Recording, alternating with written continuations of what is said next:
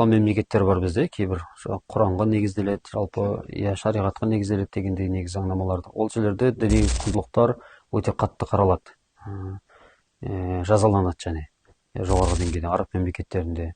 Сондықтан бұл жерде енді бұл дағдыда бір шетелдің тәжірибесіне біз мұқтаж емеспіз, біріншіден, және мұқтаждықта туындатпауымыз керек. Мұқтаждық туындататын болса, ол зайырлық принциптермен де өлшеп мемлекет қарап отыр. Сондықтан бұл жерден мен ойлаймын, кім қай елде, бір елде қалыптасқан құндылық екінші елде ол құндылық ретінде саналмауы мүмкін, және керісінше ол оғаш болып көрінуі мүмкін.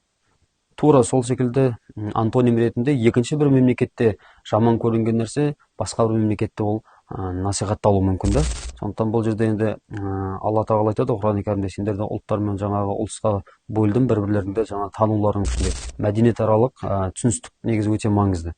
Ал енді халықаралық мәдениетаралық түсіністікті талқыламай тұрып, біз өзара мемлекеттің ішіндегі бір-екі дінге сенуші адамның пікір қайшылығы болған кезде соны біз дұрыс реттеп алу керек.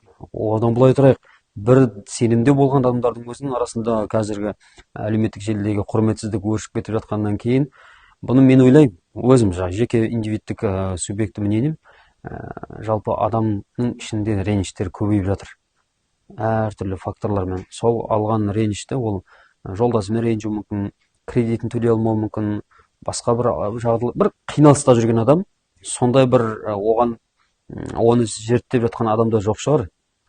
Зерттеу керек, не үшін бұлай жазады, не үшін бұлай пікір қалдырады.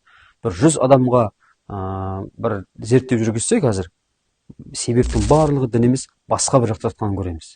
Яғни іштегі бір реніштердің меніңше бір орны бар. Оны ғылыми зерттеп дәлелдеп шығу керек меніңше.